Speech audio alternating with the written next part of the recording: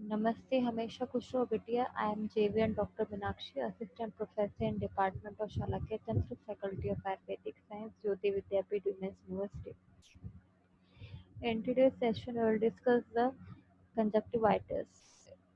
So, what is conjunctivitis? It is the inflammation of conjunctiva. It is known as conjunctivitis, or it can be defined as conjunctival hyperemia associated with a discharge, which may be watery, mucoid, mucopurulent, or purulent. So then the classification of types of conjunctivitis.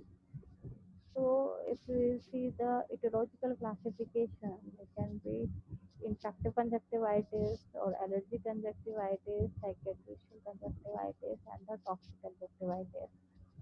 The infective conjunctivitis has again been classified as the bacterial conjunctivitis, chlamydial conjunctivitis, viral conjunctivitis, ophthalmia neonatal, granulomatous conjunctivitis. And the second type of conjunctivitis, which is the allergic conjunctivitis, can be again classified as the simplex conjunctivitis, vernal conjunctivitis, atopic conjunctivitis, giant papillary conjunctivitis, granular conjunctivitis, contact dermoconjunctivitis. The third type of conjunctivitis, which is called the cicatricial conjunctivitis, can be classified as the ocular mucous membrane pemphigoid or the toxic epidermal necrolysis. It can be Stevens-Johnson syndrome and the secondary cicatricial conjunctivitis. The whole chart shows the classification of conjunctivitis. First of all, we will study the infective conjunctivitis. So, infective conjunctivitis is the inflammation of conjunctiva caused by the microorganisms. It is of the commonest variety. So, the natural protective mechanism of the conjunctiva is in the form of low temperature due to the exposure to air. The conjunctiva has a physical protection by lids. Conjunctiva has a flushing action of tears, and there is the antibacterial activity of lysozymes, and there is the humoral protection by the tear immunoglobulins. So there is a natural protective mechanism. Still, the conjunctiva can be infected by the various microorganisms.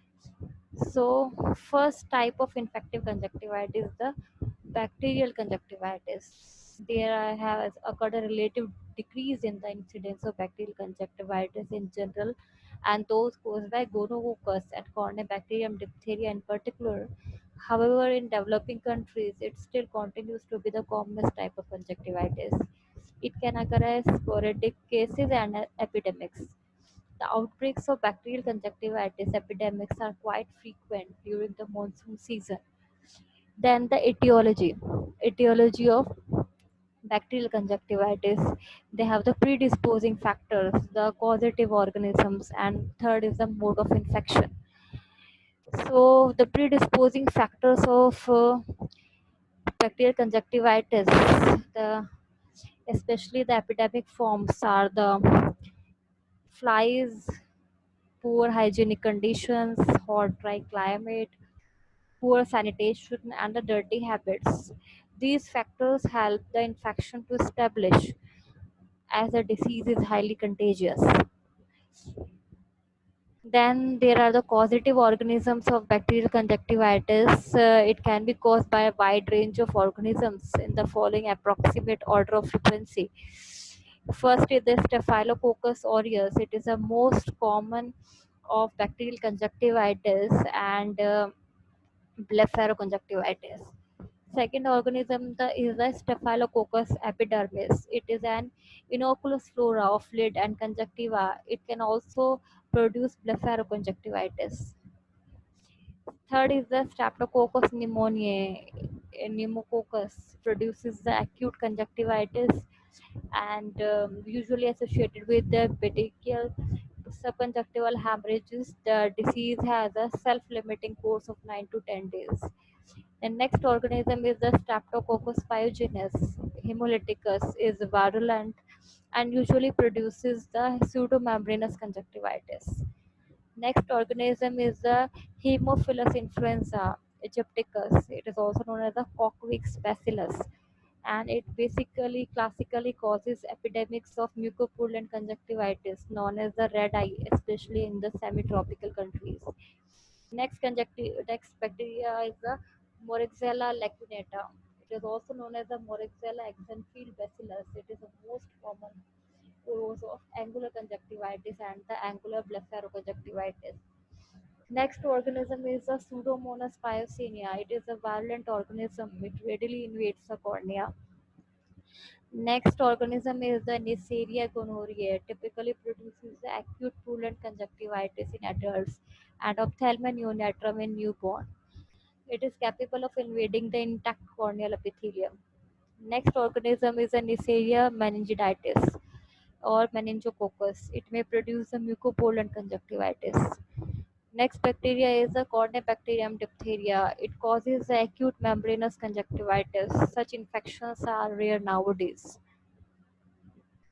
Then next is the mode of infection. Conjunctiva may get infected from three sources: the exogenous infections, the local surrounding structure, local spread, and endogenous by the following modes. First is the exogenous infections, which may spread directly through the close contact as airborne infection or the as waterborne infections.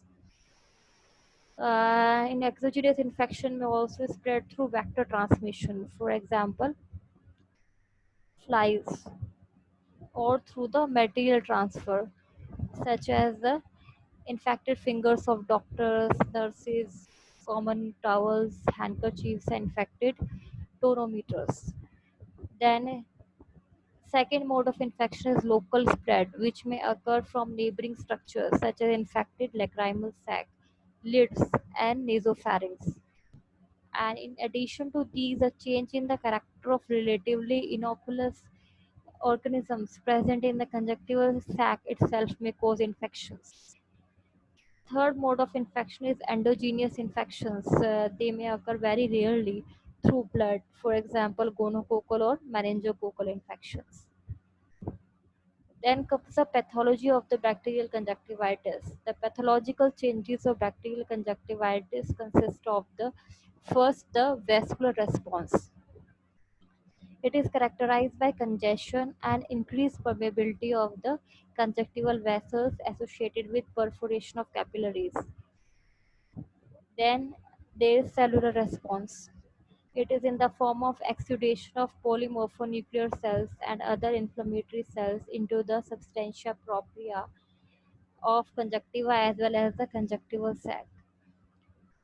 Then the next pathological change is the conjunctival tissue response.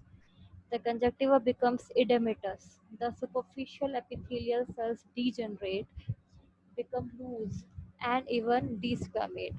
There occurs proliferation of basal layers of conjunctival epithelium and increase in the number of mucin secreting goblet cells.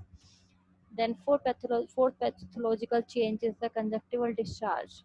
It consists of tears, mucus, inflammatory cells, desquamated epithelial cells, fibrin, and bacteria.